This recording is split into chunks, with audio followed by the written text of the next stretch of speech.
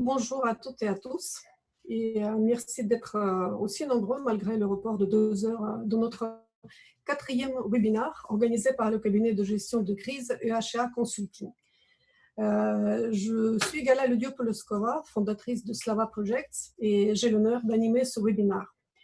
J'ai un grand plaisir de vous présenter nos deux intervenants, Emmanuelle et Hervé. Bonjour Emmanuelle.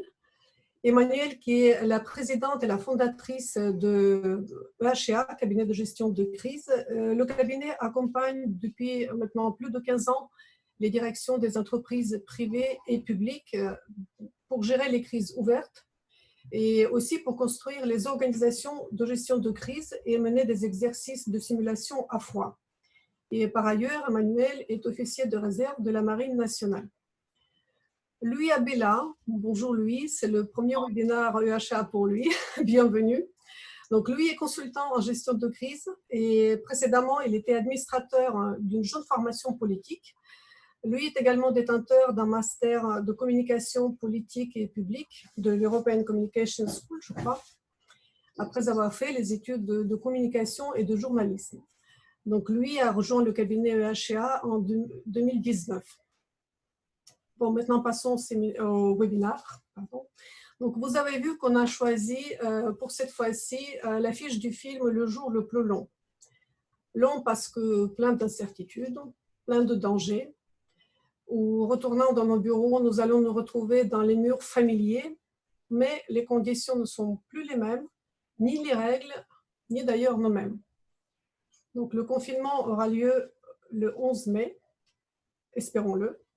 Le Premier ministre vient de donner le détail. Alors, quel impact pour les entreprises?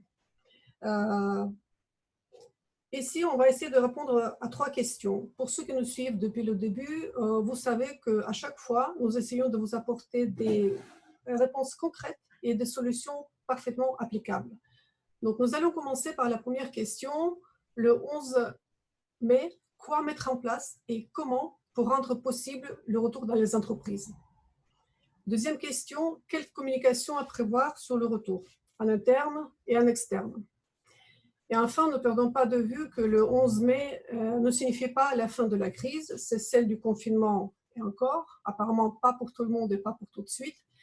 Nous allons donc nous arrêter sur la nécessité d'analyse de la gestion de cette crise, ou le rétex si j'utilise le vocabulaire des spécialistes. Il faudra également se pencher sur la nécessaire vigilance, parce que nous sommes encore dans une période de crise. Il faut donc garder en tête les grands principes de la méthode. Emmanuelle va nous éclairer sur ces points et son enseignement est d'autant plus important qu'en ce moment même, elle accompagne ses clients, plusieurs clients, à traverser cette crise et qu'elle a un retour du terrain qui est très précieux sur les bonnes pratiques et, disons, moins bonnes pratiques. Donc, les interventions vont durer pendant une trentaine de minutes. Pendant ce temps-là, je vous invite activement à poser vos questions dans la partie questions-réponses en bas de votre écran si vous utilisez Zoom et dans la partie chat si vous êtes sur YouTube. Et pendant un quart d'heure, nous allons répondre à vos questions. Donc, passons à la première partie, retour des salariés au travail le 11 mai. Quelle organisation physique, masque, gel, distance, etc. Emmanuelle. Merci Gala. Donc effectivement, l'idée d'aujourd'hui, c'est vraiment de s'attacher à vous donner des conseils pratiques sur comment on s'organise. J'imagine que la plupart de vos salariés, depuis le discours de Macron, attendent de votre part des mesures concrètes, en tout cas un discours, un début de commencement de mesures pratiques. Alors déjà, de quoi s'agit-il ce 11 mai? Bien entendu, vous l'aurez remarqué, ce n'est pas la fin de la crise, ce n'est pas non plus la fin totale du confinement, c'est plutôt la possibilité pour de nombreuses entreprises qui ont dû s'arrêter, on va commencer par ça, qui ont donc été obligées d'arrêter totalement de travailler. Elles vont enfin pouvoir revenir et se remettre au travail. Donc, en fait, c'est vraiment des enjeux pour eux, des enjeux pour ces entreprises qui sont vitaux. C'est vraiment un enjeu de survie. C'est des entreprises qui voilà, qui pouvaient pas du tout s'organiser en télétravail du fait de leur secteur d'activité, et leur secteur d'activité était considéré comme non indispensable à la nation, et donc ceux-là sont la priorité, c'est un enjeu de survie. Ensuite, le 11 mai va permettre éventuellement un début de retour dans les bureaux des entreprises qui pouvaient quand même exercer leurs activités, même si c'était des activités en mode dégradé, qui étaient en télétravail ou autre. Là, elles vont pouvoir revenir éventuellement. Donc, on va s'attacher à essayer de définir un peu qui sont ces gens qui vont pouvoir revenir dans les bureaux. Bien entendu, je ne peux que conseiller une base de volontariat, hein. Ça va être très, très compliqué pour les gens qui peuvent exercer en télétravail de les obliger à revenir. Donc, c'est une combinaison de volontariat plus probablement de questionnaires. Alors, soit c'est un questionnaire RH qui est remonté par le manager et qui est traité par les RH, soit c'est un questionnaire plus médical, mais en tout cas, c'est probablement une base combinée de la situation particulière et du volontariat. Alors après, se dire, et ça c'est une complexité, c'est quelque chose qu'on voit pas mal en ce moment, comment est-ce qu'on fait ça? Qui est prioritaire? Évidemment, tous les départements vont essayer de dire qu'ils sont prioritaires. Comment est-ce qu'on fait une sélection? Est-ce qu'on peut, on a essayé de faire ça, mais c'est quand même assez compliqué. Est-ce qu'on peut se tabler sur les activités qui sont dégradées par le fait que les gens sont en télétravail? Alors ça, comment est-ce qu'on peut juger de la qualité d'un livrable par rapport à un autre ou par rapport à l'habitude, hein, ça peut être ça également. Et puis aussi, quel est parmi le vivier d'employés, quels sont ceux qui, même s'ils sont volontaires, mais qui vont véritablement pouvoir, hein. Se pose la question de la garde d'enfants qui n'a pas franchement été résolue. Donc là, ça devient un peu compliqué. Est-ce qu'ils présentent des symptômes? Alors là, on est toujours sur les mêmes histoires d'avant confinement. Est-ce que ce sont des personnes fragiles? Est-ce qu'ils vivent avec des personnes à risque dans leur entourage? Est-ce qu'ils ont des trajets longs, les transports en commun? Est-ce qu'ils sont obligés de les prendre aux heures de pointe ou non? Est-ce que ce sont des personnes qui, ça fait 1 mois et demi qu'ils vivent seules, donc en fait, celles-là, je pense qu'elles sont particulièrement volontaires et puis elles peuvent être véritablement affectées par l'isolement, donc on a un risque d'RPS, de risques psychosociaux supplémentaires, donc peut-être qu'on les met au-dessus. Ce qui est certain, c'est que le 12 mai, les gens qui vont revenir dans des bureaux, ça ne sera certainement pas à 100%.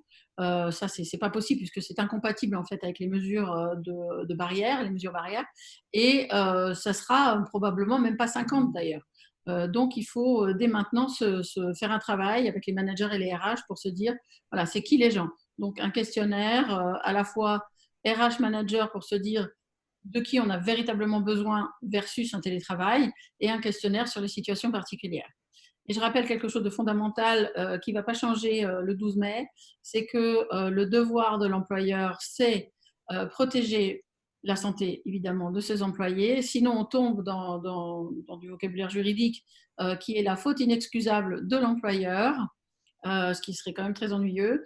Et même potentiellement d'ailleurs, si ça ne se passe pas bien, si l'employé tombe malade alors qu'il a attrapé le Covid chez vous ou ailleurs, ça va être compliqué à gérer.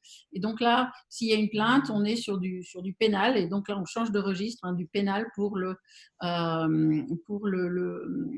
mandataire social. Donc, il faut vraiment garder ça en tête dans l'application, la mise en œuvre de vos mesures. On va rentrer dans les détails de ces mesures, mais ça veut dire aussi, pourquoi pas, enfin ça dépend vraiment des cas et du climat social, avoir un huissier qui vérifie que vous avez tout fait bien. De toutes les manières, enregistrer tous vos protocoles, tout votre plan de reprise, documenter ce que vous faites, hein, préparez-vous au pire, ça c'est de toute façon la meilleure des recos. Donc voilà pour ce qui est du contexte général. Merci beaucoup, Emmanuel. Donc, nous allons voir avec lui comment s'assurer que tout a été mis en place pour sécuriser le retour dans les bureaux. Voilà, donc merci Gala. Du coup, oui, déjà, en fait, sur cette question de quel pourcentage de personnes seront sur place, en fait, ça va vous aider aussi vis-à-vis de la distanciation sociale. Et il y a une méthode qui fonctionne très bien de ce point de vue-là, c'est qu'au début de ce retour sur site, mettre en place 2 équipes qui fonctionnent en roulement, donc équipe A, équipe B. Alors ça, c'est ensuite à chaque entreprise de voir un petit peu comment elle veut le mettre en place. Si c'est une équipe le matin, une équipe à l'après-midi, ou un jour sur deux ou une semaine sur deux. Mais chaque méthode en fait a ses inconvénients et ses avantages. C'est-à-dire que le matin, après-midi, il faut bien comprendre qu'entre chaque roulement d'équipe, il faut nettoyer de manière très poussée les bureaux. Donc ça implique donc de les nettoyer à la fois au déjeuner et le soir pour le lendemain. Si vous faites ça un jour sur deux, bon, bah, vous savez jamais en fait exactement qui est dans les bureaux. Et là aussi, ça veut dire nettoyer tous les soirs pour le lendemain. Le plus simple, c'est sans doute une semaine sur deux, où là, du coup, vous avez vos équipes d'entretien qui ont tout le week-end pour vraiment nettoyer les bureaux. Et on parlait de la garde des enfants, c'est en cas de garde alternée, c'est probablement la solution la plus adéquate, même si ça signifie que voilà, une semaine sur deux, vos équipes sont de nouveau en télétravail. Donc voilà, il y a ces petites questions concrètes qui fonctionnent très bien et qui permettent vraiment une distanciation sociale. Alors, sur d'autres mesures de précaution, il y a évidemment le gel hydroalcoolique. On parle beaucoup de lui, mais évidemment, faut toujours le rappeler, l'eau et le savon, ça suffit amplement. Donc, pensez aussi dans votre logistique sanitaire à toujours avoir du savon à tous les points d'eau et qu'il n'y ait pas de pénurie à un endroit. Mais le gel hydroalcoolique, il a cet avantage qu'il s'utilise un peu partout, donc il n'y a pas nécessairement on va dire de points de surfréquentation au niveau des points d'eau du site. Maintenant, le gel hydroalcoolique, ça dépendra de la quantité que vous arrivez à avoir. Le mieux, c'est d'en avoir pour tout le monde, tout le temps, des doses individuelles que vous pouvez distribuer tous les jours. Mais l'essentiel, c'est surtout d'en avoir sur les points de forte fréquentation. Donc, déjà, l'entrée du site, faire en sorte que aucun collaborateur n'entre ou ne quitte les bureaux sans utiliser du gel hydroalcoolique. Évidemment, les ascenseurs. Je préconise d'ailleurs d'essayer d'en limiter l'usage. Il faut penser également aux questions dans les escaliers, les rampes d'escalier qu'il faut nettoyer fréquemment parce qu'on peut éventuellement les oublier. Si vous avez des restaurants d'entreprise ou une cafétéria, bon, déjà posez-vous la question de est-ce que vous les rouvrez ou pas, ce type de service. Mais si vous les rouvrez, comment est-ce que vous mettez en place la distanciation sociale déjà? Donc peut-être élargir les plages horaires, mais surtout faire en sorte qu'il y ait ce gel hydroalcoolique qui soit disponible.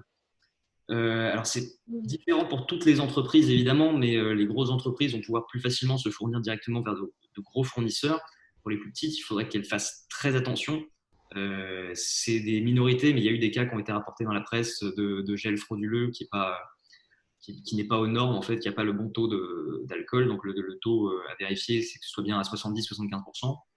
Et la norme en question, c'est la norme pour que ce soit du gel antiviral, c'est la norme EN 14476. Donc vérifiez sur les flacons au moment où vous commandez. Merci beaucoup, Louis. Donc, autre point de précaution sanitaire, les masques, les fameux masques. Voilà, alors les masques, d'ailleurs Edouard Philippe l'a rappelé, les entreprises doivent essayer de se fournir de ce point de vue-là. Alors évidemment, on parle des masques chirurgicaux. Les FFP2 sont toujours en priorité réservés donc, aux soignants ou aux professions les plus exposées. Donc vous, ce sera uniquement du masque chirurgical que vous pourrez obtenir. Le port du masque, il est recommandé le plus possible, hein, donc y compris au sein de l'entreprise. Si vous pouvez, si vous arrivez à fournir assez de masques pour que vos équipes en aient toute la journée, donc savoir qu'il faut changer toutes les 3 heures, pardon. Et également penser à ce qu'ils en aient un à la fois à l'aller et au retour du site.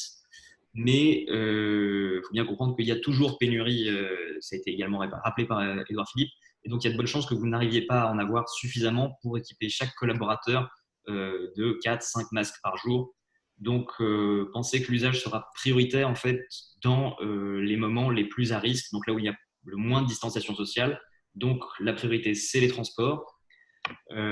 Si vous pouvez fournir plus, fournissez plus, mais le minimum, ce sera 2 masques par jour par collaborateur, au moins qu'ils puissent se protéger à l'aller et au retour du travail, en espérant que la distanciation sociale, qui a fait ses preuves évidemment, suffise à empêcher un risque supplémentaire. J'ajouterais aussi sur la question de l'obtention des masques. Voilà, donc pareil, les grosses entreprises normalement arrivent à trouver des fournisseurs, y compris à l'étranger. Pour les TPE, PME, les chambres de commerce, elles, on commence à mettre en place en fait des collaborations. Donc là, par exemple, c'est Cdiscount et Casino qui font ça.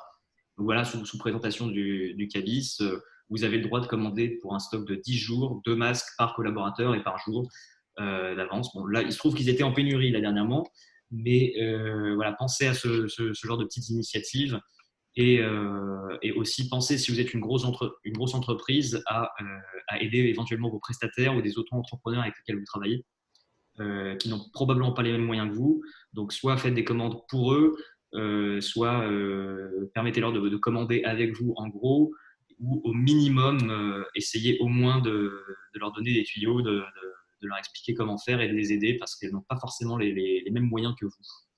Voilà.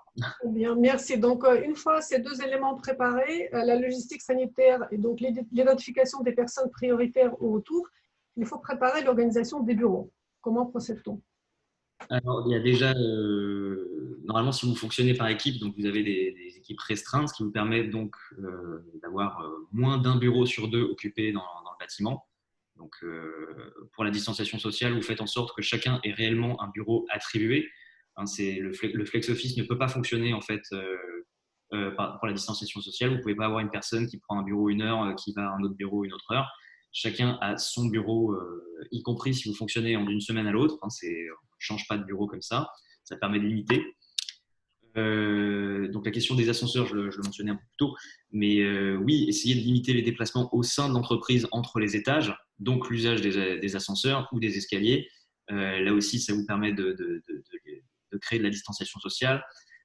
Si vous avez réouvert votre cafétéria ou votre restaurant d'entreprise, essayez de faire des plages horaires plus larges pour mieux répartir le personnel qui déjeune et donc permettre de la distanciation là aussi. Les plages horaires, ça a été d'ailleurs rappelé par Edouard Philippe dans son allocution.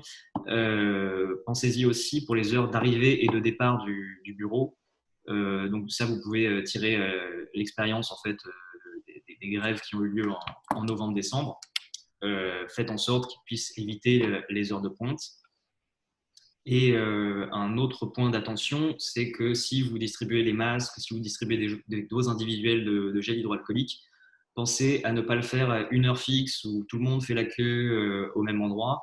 Ça crée juste un point de surfréquentation. Dans l'idéal, une fois par semaine ou tous les matins, vous déposez une enveloppe avec un kit sanitaire sur le bureau de chaque collaborateur. Voilà, ça permet d'éviter des contacts en plus. Très, très bien. Merci beaucoup, Louis.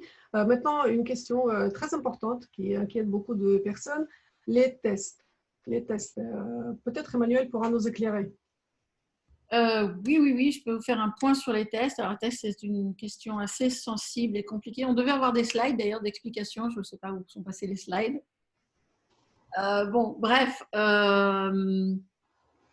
Donc, oui, ce que je voulais, enfin, peut-être rajouter par rapport à ce que disait Louis, hein, donc, tout ce qui est bureau et restaurant, si on veut être vraiment concret, il faut vraiment mettre en application la quinconce. Hein. Donc, c'est, par exemple, vous pouvez condamner une chaise sur deux, etc., pour que les gens soient en quinconce. C'est la manière la plus pratique de respecter la distanciation sociale dans les restaurants. Il y a aussi pas mal d'entreprises qui ont décidé de ne pas réouvrir hein, leur restaurant d'entreprise. Alors, sur les tests, il y a plein de gens qui se posent beaucoup de questions sur les tests. Est-ce que c'est quoi les tests? C'est quoi le test PCR, le test sérologique? Est-ce que je dois fournir des tests, etc. Alors, d'abord, un petit point technique. Le test qu'on appelle le test PCR, c'est un test qui est pratiqué uniquement sur des personnes qui présentent des symptômes. Le test qui est utilisé depuis le début de cette crise et qui, sur prescription médicale, si vous avez des symptômes, avec un écouvillon dans le nez, c'est très invasif, il paraît que ce n'est pas très sympathique, on va vérifier que vos symptômes sont liés au Covid-19. Et la fiabilité, d'ailleurs, n'est pas fantastique. Je crois qu'on est à peu près à 70% de fiabilité, donc elle est souvent complétée par un scanner ou une radio des poumons. Donc, ces deux choses disent que par rapport aux symptômes que vous avez maintenant, eh bien, c'est un Covid ou c'est pas un Covid, et toutes les conséquences qui vont derrière, recherche des cas contacts, isolement, machin. Bon. Ça, c'est le PCR. Donc, a priori, enfin pas a priori, c'est un test qui est donc homologué, remboursé par la Sécurité sociale. C'est plutôt pas votre sujet, vous, en tant qu'entreprise. En revanche, il existe des tests nombreux qui s'appellent des tests sérologiques, où là, c'est une prise de sang, et sur cette prise de sang, on va vérifier que vous avez développé des anticorps. Donc, est-ce que vous avez été en contact avec le virus ou pas, que vous ayez eu des symptômes ou pas d'ailleurs. C'est simplement est-ce que vous avez développé des anticorps. Alors, je vous le fais court parce qu'il y a 2 types d'anticorps. Enfin bref, donc c'est un test qu'on ne peut pas faire si vous êtes en train juste de commencer à avoir des symptômes, parce que vous n'avez pas encore développé des anticorps. Donc, c'est un test qu'on fait plutôt après, qui peut servir pour décider si, oui ou non, par exemple, on peut retourner travailler. Parce que si, a priori, on a déjà eu le Covid, on ne devrait pas l'avoir de nouveau. Alors ça aussi, c'est plus ou moins en train de devenir une fake news. C'est-à-dire qu'il y a beaucoup de cas de gens qui ont eu effectivement le Covid, et c'est prouvé, ils ont été malades, et ils ont été testés et ils l'ont eu. Ils reviennent travailler et ils l'ont de temps en temps. Ils l'ont pas de temps en temps, qu'est-ce que je raconte? Ils l'ont de nouveau.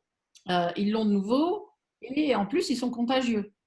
Donc, c'est pas parce que on a, a priori, c'est pas parce que le test sérologique est positif que vous devez vous affranchir de toutes les mesures barrières. En fait, quel que soit le résultat de ce test sérologique, positif ou négatif, ça ne change rien en ce qui concerne les gestes barrières. Et d'une certaine manière, ça ne change rien pour l'entreprise non plus, parce que le résultat, vous ne l'aurez pas. C'est interdit, enfin, c'est une donnée confidentielle et médicale. Donc, le médecin du travail pourra éventuellement avoir ce résultat, mais pas l'entreprise. Donc, elle ne peut pas s'en servir pour dire qui revient ou pas, et elle ne peut pas non plus s'en servir pour faire, par exemple, une étude épidémiologique, pour avoir des statistiques sur l'état de ses employés, parce qu'il est interdit, en fait, de faire une enquête épidémiologique. L'employeur n'a pas le droit de faire ça. Donc, cependant, ce qui peut quand même se passer, et ce qui est en train de se passer, c'est que vos employés, vos syndicats, mettent beaucoup de pression pour être testés. En fait, ils veulent des tests et ils pensent que c'est à l'employeur de fournir ce service. Alors, c'est donc possible. On peut tout à fait organiser ça. On est sur des coûts, après il faut négocier bien entendu, mais on est sur des coûts qui sont autour à peu près de 50 € par test. Il vaut mieux l'organiser avec la médecine du travail. Voilà, donc ça peut vous apporter comme inconvénient en revanche, c'est que des gens, voilà, c'est ça, se disent ça y est, je suis positif, donc du coup, je n'ai pas besoin de mettre mon masque, je suis protégée, donc ça met un peu évidemment c'est un peu compliqué pour faire respecter les mesures barrières, ou des gens qui au contraire disent ouh là là, je suis négatif, donc je ne veux pas revenir travailler. Et les négatifs qui vont quand même en France, statistiquement, c'est 90% de la population. Hein. Donc, tous ces gens qui sont négatifs, ils vont pouvoir aussi ou éventuellement demander à refaire le test 15 jours après, une semaine après, parce que vous pouvez vous faire contaminer à n'importe quel moment. Et les gens qui sont asymptomatiques ne vont pas savoir qu'ils l'ont eu ou pas. C'est compliqué cette histoire de test. Sachez que c'est possible. Il y a des grandes sociétés comme Veolia qui ont annoncé, par exemple, qu'ils allaient proposer le test à tous leurs employés et à leur famille également. Donc, vous voyez un peu le budget que ça représente. Il y a Ferrari qui a également annoncé ça. Et il y a, voilà, les annonces arrivent petit à petit de gens qui vont proposer des tests. Mais il y a aussi beaucoup d'entreprises qui ne vont pas proposer des tests. Hein. Donc, c'est une réflexion à mener avec du pour, du contre, et en fonction aussi probablement de la pression de vos employés. Donc ça, c'était la question des tests qui est assez compliquée. Merci Emmanuel. Le temps presse un peu, donc je propose de passer à la deuxième question. D'ailleurs, tout ce que vous venez de dire fait forcément l'objet d'une communication, d'abord interne puis externe. Donc, comment communiquer, quelle stratégie avec les parties prenantes, médias, collaborateurs d'abord. Bien sûr, c'est fondamental. C'est-à-dire que dans cette crise, on ne peut pas se contenter de com, ça c'est certainement pas. En revanche, si vous mettez en place des choses, etc., vous avez un plan d'action et un vrai plan d'action, il faut absolument le faire savoir à vos employés à minima. Donc, on va surtout parler de com interne ici. D'abord, il y a un attendu, hein, on le disait en début de webinaire, il y a un attendu depuis le discours du président de la République et encore plus maintenant depuis le discours du PM. Donc, les gens attendent que, voilà, que les leaders des entreprises parlent. Donc, ce qu'on espère, c'est que depuis le début de ce confinement, depuis le début de cette crise, vous avez établi des routines de communication régulières, les managers avec leurs équipes, le CEO avec tout le monde, sous forme de vidéo, sous forme de mail, de mise à jour de votre intranet, etc. J'espère qu'il y a des routines. Donc, on va surfer sur ces routines-là pour mettre en place un plan de com. Alors, ce plan de com, il a quoi comme objectif? Le premier objectif, hein, c'est d'expliquer comment la société comment l'entreprise va s'organiser, comment on va faire, et de rassurer. Alors, si vous voulez rassurer les gens, je le dis souvent, mais la première des choses, c'est, enfin, si vous dites rassurez-vous, ça va rassurer personne. Donc, qu'est-ce qui rassure dans le discours? Ce qui rassure, c'est d'expliquer les choses extrêmement concrètement et en toute transparence, et également en toute transparence sur les zones sur lesquels vous n'avez pas de contrôle ou sur lesquels vous n'avez pas pu encore décider, hein, parce qu'on pilote à vue quand même depuis le début, et également la mise en place de ce plan de retour au travail, il va comporter les volets qu'on a vus, hein, les volets humains, les volets techniques, les volets éventuellement technologiques, les volets organisationnels, mais je ne sais plus ce que je voulais dire, mais je ne sais plus ce que je voulais dire. C'est pas grave, ça me reviendra. Donc, là, on a communiqué en interne, mais en externe, la communication reste de mise aussi. Enfin, oui, on peut on doit rassurer les parties prenantes, les fournisseurs, les clients. Il va falloir avoir une com qui sera peut-être plus concrètement en toute transparence, hein, comme tu le dis Jean-Philippe, mais qui va être différenciée. Il faut bien s'occuper bien sûr de tout ce qui est ses sous-traitants, ses intérimaires, les stagiaires, tous ces gens qui se posent des questions parce qu'ils travaillent avec la société en question, mais ne sont pas des employés. Donc peut-être qu'il y a eu des ruptures, peut-être qu'il y a eu des ruptures de communication avec ces gens-là. Et là, c'est vraiment le moment de réétablir et de les prendre sous votre aile comme si c'était vos employés finalement. Hein, on parlait tout à l'heure de masques. Il est bienvenu. Si ce sont des toutes petites entreprises qui travaillent pour vous ou des freelances, il est bienvenu de s'occuper de leurs masques et de pas s'attendre à ce qu'ils y arrivent tout seuls en fait. Voilà.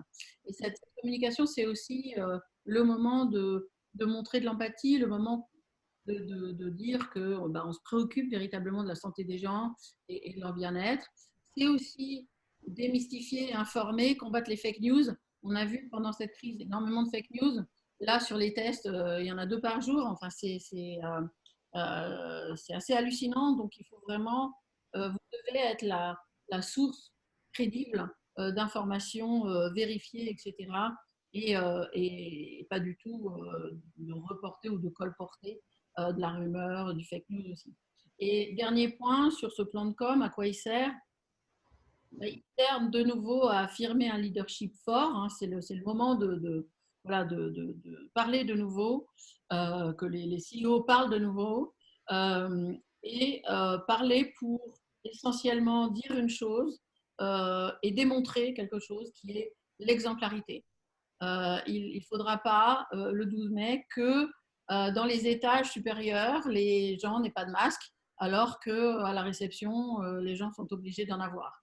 Il ne faudra pas qu'il y ait des comportements différenciés entre le top management et le reste de l'entreprise. Donc, il va falloir fonctionner par l'exemplarité et c'est cette démonstration qu'on peut faire via la communication. Donc, en fait, la manière dont on embarque tout le monde dans cette reprise du travail. Très bien, merci Emmanuel. Peut-être Louis, rapidement, quelque chose très, très pratique, comment on applique cette communication dans les faits? Promis, je vais essayer de faire vite. Voilà, donc comme ça a été dit, voilà, on attend depuis le 13 avril que vous communiquiez. Donc, votre première communication, c'est déjà de dire, voilà, on a bien entendu l'allocution du président, on a bien entendu l'allocution du Premier ministre. Maintenant, on a tous les éléments en main. On bosse à notre plan de retour sur site. On est prêt et on va communiquer avec vous au plus vite. Voilà. Par la suite, l'élément de base qui servira à toute votre stratégie de communication, ça va être la foire aux questions, ou Q&A, ou questions-réponses, comme vous préférez l'appeler. Ça va dépendre évidemment de votre entreprise, de votre secteur, mais il y a quand même des thématiques qui seront communes dans cette foire aux questions. Donc, la thématique de l'organisation du travail, les mesures sanitaires en place, les transports, comment on s'organise, la question des ressources humaines, donc l'impact sur le contrat de travail, les primes, les vacances, évidemment la question de la cantine, on y revient, mais aussi la question des réouvertures d'écoles qui seront différenciées en fonction des régions, la question de la garde des enfants. Tout ça, c'est des thématiques qui vont revenir et vous aurez forcément énormément de questions auxquelles vous devrez répondre. Donc, pensez bien à écrire ça du point de vue de vos collaborateurs, à être neutre, factuel, précis dans vos réponses aussi. Parce que l'important, c'est d'informer sur ce Q&A. Et donc, ce document, ensuite, il va vous servir principalement à décliner en fait, sur tous vos supports de communication. Donc, par exemple, des articles dédiés sur l'intranet. Donc, il faut aussi réfléchir au fait que certains n'ont pas forcément accès à l'intranet, comme les stagiaires, les freelances. Donc, pensez aussi à adapter votre communication à ceux qui n'ont pas accès au support. Des mailings, évidemment. On parlait d'exemplarité du patron, mais voilà, une vidéo où le patron explique comment on met en place la distanciation sociale, comment on met en place certains gestes barrières. C'est un bon exemple de j'incarne ce sens de la précaution sanitaire. Et voilà, n'hésitez pas également à faire des webinaires en interne, c'est très informatif et ça permet d'avoir des retours en termes de questions. Si vous en avez les moyens, dans certaines entreprises, ça se fait de mettre en place des hotlines pour que tous les collaborateurs puissent poser des questions, mais au minimum, un mail dédié simplement, ça vous permet, vous, déjà, de pouvoir répondre aux questions de vos collaborateurs et aussi de pouvoir enrichir ce Q&A et donc d'avoir une communication bien plus précise par la suite. Je terminerai sur un petit point quand même. Pensez bien que tout votre plan d'action et votre communication, il ne faut pas qu'elle soit décidée en vase clos. Il faut absolument inclure les représentants du personnel là-dedans. Simplement pour des questions de légalité et même les laisser dans le noir. C'est une très mauvaise idée sur la pédagogie de votre plan, en fait. Voilà. Pardon, en fait, si j'avais peut-être un autre point de plus, n'hésitez pas à avoir de la communication affichée au sein de l'entreprise.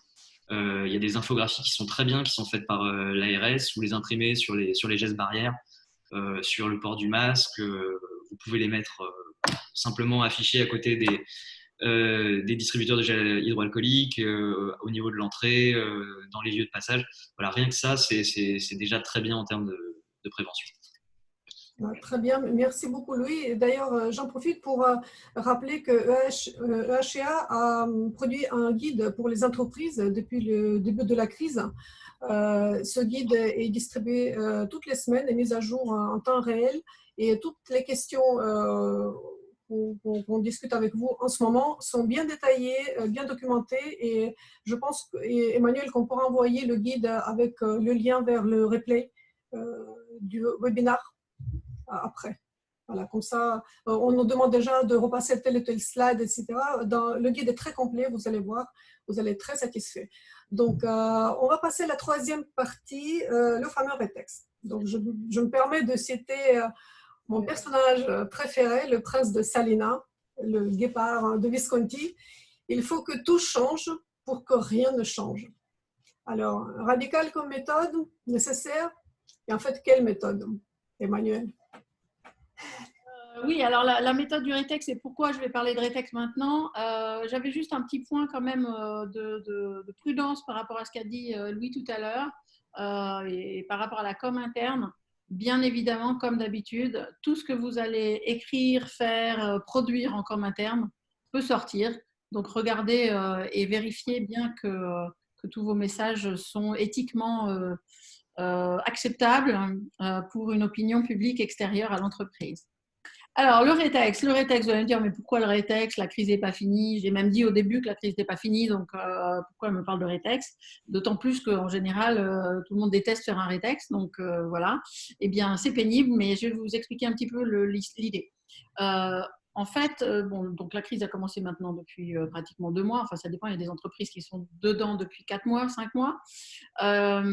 Mais on a atteint un certain plateau.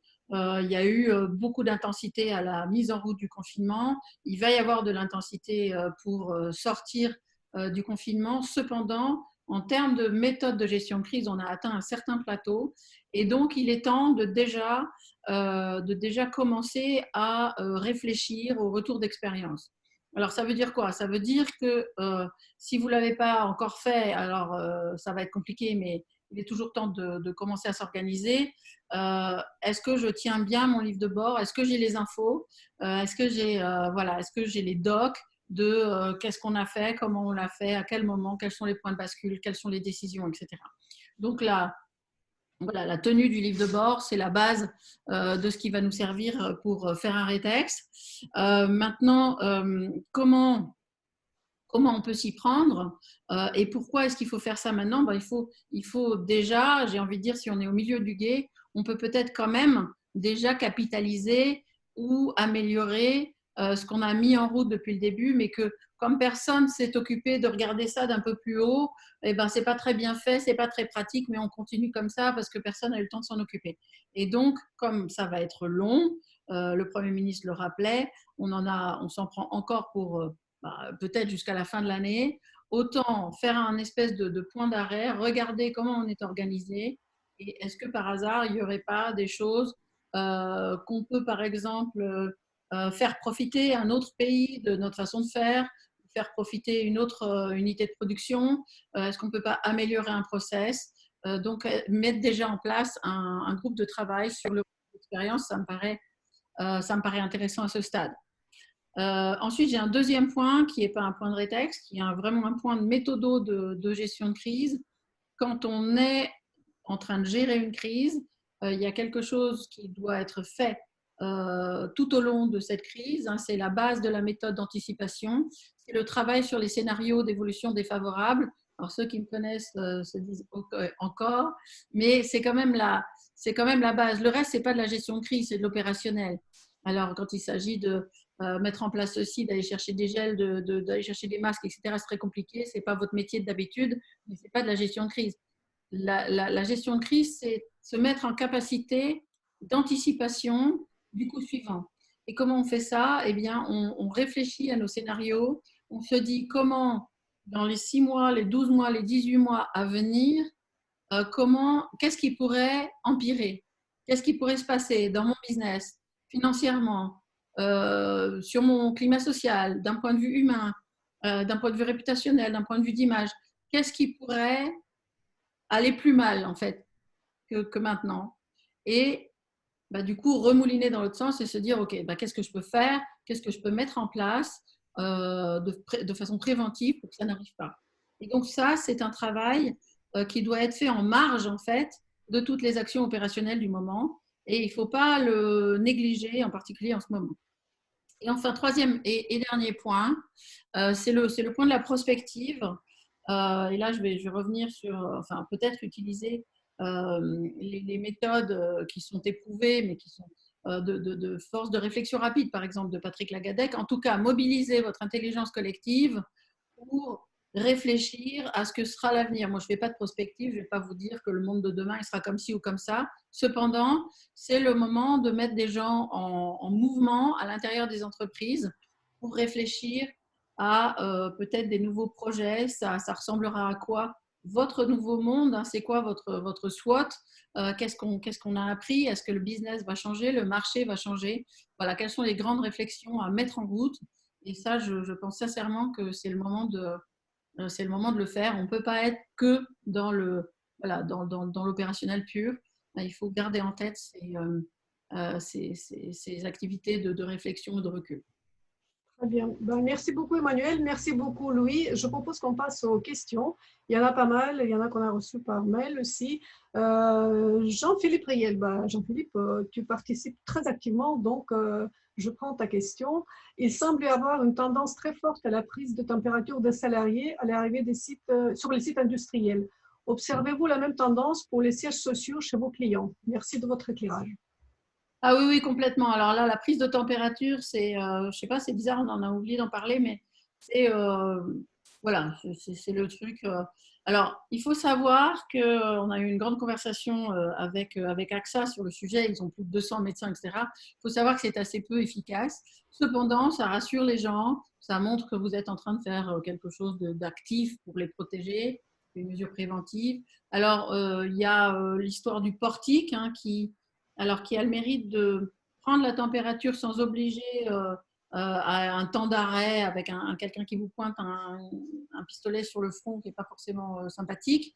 Mais le désavantage du portique, c'est que ça ne se voit pas. Donc, en fait, tout ce qu'on voulait faire qui rassure les gens, ça ne se voit pas forcément. Donc, du coup, l'effet est peut-être raté.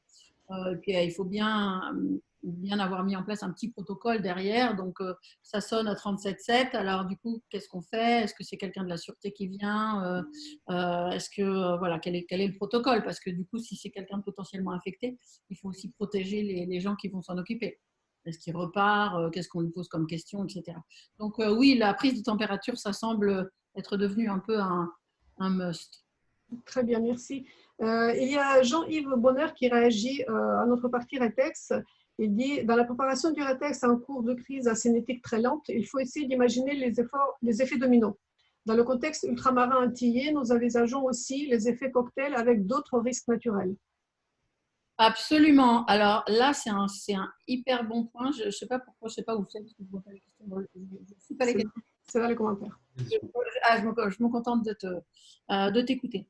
Alors, là-dedans, il y a plusieurs choses. Et effectivement, dans la réflexion sur la gestion de crise aujourd'hui, je pense que ça dépend des entreprises, mais il y en a plusieurs qui ont commencé à alléger le dispositif de gestion de crise. Bon, oui, on avait acquis une certaine routine, mais aussi parce qu'il faut absolument donner de la disponibilité en vue d'autres crises. Il y a des crises cyber, il peut y avoir n'importe quoi. Les entreprises basées à Istanbul, il peut y avoir un tremblement de terre. Évidemment, chez les ultramarins, on a les cyclones et tout ce qui pourrait arriver. Donc, si on fait un focus et qu'on maintient les gens complètement sous pression avec que le Covid, eh bien, vous laissez le champ possible au développement et de ne pas avoir les moyens, en fait, les ressources humaines pour gérer une autre crise. Et en plus, ça fait baisser la tension. Et du coup, on pourrait, dans cette configuration, récupérer une crise trop tard et avec tous les effets que ça engendre, évidemment, de temps qu'on ne pourra pas rattraper, en fait, sur une gestion d'une surcrise ou d'une autre crise. Très bien, merci beaucoup. Un spectateur anonyme pose une question à laquelle on a répondu, mais peut-être trop rapidement. Est-ce que je peux demander au médecin du travail de choisir qui doit revenir? Alors, je pense que dans toute cette démarche de plan de retour au bureau, il faut absolument associer la médecine du travail. Après, on n'est pas égaux devant les médecins du travail qu'on a les uns et les autres, donc ce n'est pas forcément simple. Mais je pense que c'est aussi une caution, c'est aussi très intéressant de les associer. Ils pourront vous aider les gens qui doutent, qui voudraient bien revenir, mais qui ne savent pas trop, etc., parce qu'ils ont des comorbidités ou des questions diverses et variées. Donc, peut-être d'associer de toute façon le médecin du travail à la création du questionnaire et puis éventuellement d'avoir un questionnaire santé qui passerait que par lui. Et du coup, c'est le médecin du travail qui va dire au manager non, Dupont, il vaut mieux qu'il ne revienne pas, il vaut mieux qu'il reste en télétravail. Très bien, merci. Et je regroupe deux questions. Il y a Luc Negri qui demande sur la question du masque, les dispositifs type visière plexiglas sont-ils légalement valables? Et un spectateur anonyme, est-ce obligatoire de fournir des masques? Donc masque et visière. Alors, oui, il ne fait pas vraiment de légalement valable en fait. C'est juste que les masques, bon, les deux types qu'on a, ils ont des normes qu'ils respectent. On sait de quoi ils protègent et le principe, c'est surtout contre les gouttelettes de salive et de liquide pulmonaire suspendu dans l'air. Et le masque, il y a aucune fermeture en réalité. Donc, enfin, la visière, pardon, il n'y a aucune fermeture. Je pensais que c'est mieux que rien, mais enfin, c'est pas particulièrement efficace non plus, quoi. Donc, c'est une vraie question de légalement valable. Ça obéit à aucune norme de ce point de vue-là. Il y a plusieurs choses en fait. Il y a l'obligation légale de l'employeur de protéger son salarié. Et d'ailleurs, on a eu, les questions se sont posées chez, je sais plus, mais, je me souviens de ces questions-là, qui étaient sur est-ce qu'on peut donner aux salariés un masque en tissu. Et en fait, la décision a été prise chez les uns d'en donner. Hein. On a des exemples, des cas où ils ont donné 5 masques en tissu avec le processus pour le lavage, avec un petit sac pour le masque propre, un petit sac pour le masque en cours et un petit sac pour le masque à laver, avec tout comment il faut faire. Et d'autres entreprises qui ont décidé de surtout pas prendre ça parce que les médecins avaient dit que c'était quand même plus du ressort du nid à microbes que de la protection, surtout si c'était mal lavé, parce qu'apparemment, il faudrait laver à 90 pendant 15 minutes pour que ça soit vraiment lavé. Donc, après, il n'y a plus de masque. C'est compliqué. Donc, c'est plutôt qu'est-ce que vous prenez comme moyen pour protéger aussi légalement l'entreprise, de dire que vous avez fait tout ce que vous pouviez avec les moyens que vous aviez à l'instant T. Et pour ce qui est des masques et de l'obligation, oui, il semblerait quand même qu'il y a très clairement une obligation de l'employeur de respecter les mesures barrières et donc de fournir des masques à ses employés. Très bien, merci beaucoup. Une autre question sur les tests. Est-ce vrai que l'Institut Pasteur a développé un test qui donne le degré d'immunité? Pas sûr de comprendre. Heureusement qu'on fait une veille active sur les tests. Il y a eu hier une nouvelle qui est sortie sur ce sujet-là. Je vous parlais très brièvement des tests tout à l'heure. Merci docteur. Alors l'article est vrai, par contre c'est pas vrai, c'est une fuite incontrôlée de l'Institut Pasteur parce qu'on est très en contact avec l'Institut Pasteur en ce moment parce que l'idée qu'on essaye de faire mûrir, c'est que les entreprises qui font des tests, les résultats peuvent pas être utilisés à des fins épidémiologiques, c'est interdit, mais enfin c'est quand même un peu dommage dans le sens où il y a des entreprises qui vont faire des milliers de tests, enfin ça serait quand même pas mal de statistiquement les utiliser. Et donc on est très proche de l'Institut Pasteur en ce moment sur ce sujet-là, et justement on a été appelé hier pour nous dire que ça c'était une fuite et que c'est pas tout à fait vrai quand même, que rien n'est terminé là-dessus et que du coup non, il ne faut pas compter dessus, c'est pas une fake news, hein, mais c'est une fuite et c'est quelque chose qui n'a pas de réalité aujourd'hui. Mais j'en profite, docteur, pour peut-être présenter votre offre qui n'est pas inintéressante. Je ne sais pas si Louis en a parlé tout à l'heure. Vous pouvez peut-être poster le lien dans la conversation. Tout ça peut vous paraître, ça dépend de la taille de l'entreprise, ça dépend de vos moyens, mais tout ça peut vous paraître peut-être très compliqué à mettre en œuvre, vous vous posez des tas de questions, vous ne savez pas comment vous allez faire le nettoyage, si vous allez tester, pas tester, comment vous allez organiser les quinconces, enfin bref. Donc il y a des entreprises qui sont des médecins, qui sont spécialisés sur ce sujet et qui ont évidemment monté des offres un peu clés en main, ils vont venir s'occuper de tout. Et donc, je vais essayer de regarder la conversation. Voilà. Donc, voilà, le docteur Lichtenberger a mis son email. Voilà. Et donc, n'hésitez pas à lui demander comment ils font. Voilà, c'est le Centre médical international à Paris. Ils sont en République, si je me souviens bien. C'est vrai que c'était une des plus complètes qu'on ait vu passer, c'est sûr. C'est parfait. Une question dans la même veine, ce sera peut-être la dernière. Puis-je faire profiter la science des résultats des tests de mes employés? On y a déjà répondu 2 fois. Hein, donc, non. Donc, c'est non, mais si la question est posée, c'est que. Donc, c'est non. Oui, non, c'est non pour l'instant. Voilà, c'est non. L'employeur n'a pas le droit de faire d'études épidémiologiques. Parfait. Emma, Manuel, est-ce que tu veux faire un mot de conclusion avant que j'annonce notre prochain webinaire? Oui, alors attends, je regarde quand même un petit peu le question. Quel document doit-on mettre à jour pour affichage dans l'entreprise? Ça, c'est une question intéressante parce que c'est la reco, c'est vraiment une fois que vous avez travaillé avec les RH et avec votre comité de pilotage, votre plan de retour au travail, qui comprend justement qui revient en priorité, quelle est quel est le rétro-planning, combien de personnes max j'autorise, par exemple, dans les bureaux.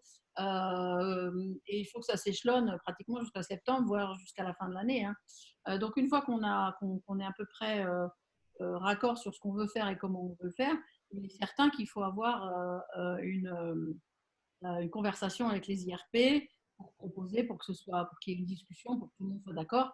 Et derrière, une fois que ça s'est fait, ben, on affiche. Alors, pour ce qui est de l'affichage, j'ai envie de dire, si vous étiez avant confinement, vous aviez déjà mis en place les mesures barrières, il ne va pas y avoir énormément de changements.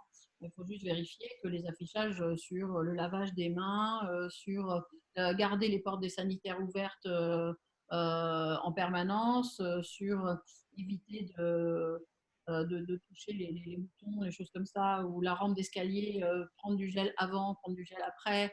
Enfin, tout l'affichage qui est en place avant confinement reste valide. Il faut juste s'assurer qu'il est pertinent, qu'il est suffisant, et va se rajouter probablement l'affichage sur les masques, hein, puisque probablement vous n'aviez peut-être pas mis ça en place avant. Voilà, cette excellent slide qu'on va vous envoyer, ne vous inquiétez pas. Comme ça, vous allez avoir votre kit d'affichage. Je précise, en fait, ça c'est les infographies de l'ARS, elles sont disponibles en ligne, elles sont très très très bien faites. Voilà, faut juste privilégier des infographies faites par une autorité, en fait, tout simplement. Alors, il y a un spectateur, enfin, je ne sais pas qui dit comment faire si les employés ne veulent pas revenir au travail. Parce qu'il faut absolument comprendre qu'il peut y avoir des gens qui sont très contents de revenir, mais aussi d'autres qui seraient très contents mais qui sont très inquiets, et d'autres qui n'ont pas du tout envie de revenir. Donc, pour ce qui est, je reboucle avec le début des entreprises pour lesquelles le retour au travail est absolument vital, parce que sinon elles ne fonctionnent pas. Ben là, je pense qu'il faut faire preuve d'un maximum de pédagogie, on a tout bien mis en place, de faire d'abord un pilote. Et si vous faites un pilote qui fonctionne bien, donc un pilote, c'est vous commencez avec assez peu de gens et puis vous amenez 10%, 10% semaine par semaine de plus. C'est ce pilote, c'est ce groupe de personnes volontaires. Donc, vous ne commencez pas avec ceux qui ne veulent pas, vous commencez avec ceux qui veulent bien. C'est toujours beaucoup plus facile. Et une fois que ça se sera bien passé, eux-mêmes vont propager en fait par porosité l'idée que c'est bien fait et que vous pouvez être assuré, vous pouvez y aller, ça se passe bien. Très bien. Merci. Et, je cite Calise qui apporte une précision importante. C'est surtout le plan de retour sur site, car les collaborateurs en télétravail n'ont pas arrêté leur activité. Oui, effectivement. Donc, il y a beaucoup de gens qui ont continué à travailler quand même. Donc, il ne s'agit pas de retour après les vacances. Non, c'est un retour au bureau. Au bureau. Oui, j'ai peut-être mal… Non, pas du tout, pas du tout. Ce commentaire a été posté avant, mais c'est une précision importante. Merci beaucoup, Khalid.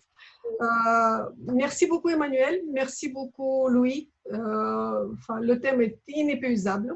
Donc, je vous recommande le guide. Déjà, vous allez trouver beaucoup de questions, beaucoup de réponses à vos questions. Et je profite de cette fin de webinaire pour annoncer le prochain qui aura lieu mardi prochain à 15h. Après la pandémie, nouveau monde ou monde nouveau. Donc, avec Patrick Burenstenas, qui est auteur, conférencier et spécialiste en communication symbolique et cognitive. Oui, je vais faire peut-être une petite remarque par rapport à ça, parce que les gens ont peut-être dit, oh là, c'est moins sérieux que d'habitude, ou c'est un peu différent, etc. Comment ça, c'est moins sérieux? On est plus sérieux que jamais. Non, mais justement, on a décidé d'aérer un peu, parce que nos 4 webinaires étaient quand même… le premier sur le leadership, donc vraiment l'ouverture de la cellule de crise, la position du leader. Le deuxième, c'était la protection des secrets. La protection du secret, donc la protection des échanges pendant le télétravail. Le troisième, c'était quoi déjà? C'était sur… c'était la semaine dernière en plus. On travaille pas. C'est l'image des marques. Hein? Ah oui, bien sûr, c'était… il y aura des conséquences, hein, les bons, les brutaux. Les bons et les méchants. Voilà. Comment est-ce que j'ai pu oublier ça? Et celui d'aujourd'hui, vraiment pratico-pratique sur le retour au bureau. Donc, la semaine prochaine, on va essayer d'avoir un regard extrêmement décalé sur la crise. avec Patrick Burensteinas, qu'on connaît bien, qui était déjà venu dans une de nos conférences. Et donc, je vous invite à venir respirer peut-être un autre air et penser différemment. Et puis, malheureusement, le 12 mai, enfin pas malheureusement, mais ça nous a paru également très utile. On va être plusieurs des spécialistes en fait, du retournement d'entreprise, des financiers, des spécialistes de ce qu'on appelle le restructuring, parce qu'effectivement, en sortie de confinement et suite à toute cette crise, il y aura des entreprises qui seront en difficulté. Et donc, ce serait bien dès qu'on sent que le cash flow, ça ne va plus, qu'on n'y arrive pas, etc., qu'est-ce qu'on peut faire, qu'est-ce qu'on peut mettre en place, comment on peut s'organiser pour ne pas sombrer et surtout pas rester tout seul. Donc voilà, ça sera le 12 mai. Parfait. Merci beaucoup, Emmanuel. Je ne peux pas m'empêcher de lire quelques commentaires très élogieux. Thierry Mera, grande qualité de la présentation, donc de Bon Habitat. Jean-Seb, bonsoir, je vous quitte à regret, excellent et très utile, un grand merci. Et Donadé, un grand merci pour ce partage et votre action dans la durée. Oui, on s'inscrit dans la durée, c'est pour ça qu'on va vous retrouver avec plaisir mardi prochain et celui d'après, et on va essayer de maintenir cette tradition. Donc, vous allez pouvoir revoir ce webinaire sur notre chaîne YouTube. Le lien va vous être envoyé par mail, aussi bien que le lien vers le guide et les slides qu'on a projetés aujourd'hui et qui ont été demandés par plusieurs participants. Sur le lien, enfin, on a plein de problèmes. Dès qu'on met un lien dans les mails, ça part en spam apparemment. Enfin bon, bref. Donc, je le dis comme ça, ceux qui l'entendent m'en profitent tout de suite. La chaîne YouTube, elle s'appelle EHEA et on met tous les replays là. Et c'est aussi en live à cet endroit-là. Donc, si vous ne recevez pas de lien ou si vous ne savez plus où trouver, finalement, c'est là que ça va se passer. De toute façon, si vous voulez approfondir ces échanges, vous contactez Emmanuel et Louis par email. Le guide, il est sur notre blog. Aussi, oui. Aussi, et puis on peut vous l'envoyer quand on va vous faire un petit mail de remerciement, on peut le mettre dedans également. Le blog s'appelle gestiondecrise.fr. Très bien. Bon, merci Emmanuel, merci Louis, merci à tous les participants. Prochain rendez-vous mardi le 5 à 15h. D'ici là, portez-vous bien. Au revoir. Intervention du PM à 15h, quelqu'un, on laissera la place. À 15h. Merci beaucoup. Merci, au revoir. Au revoir.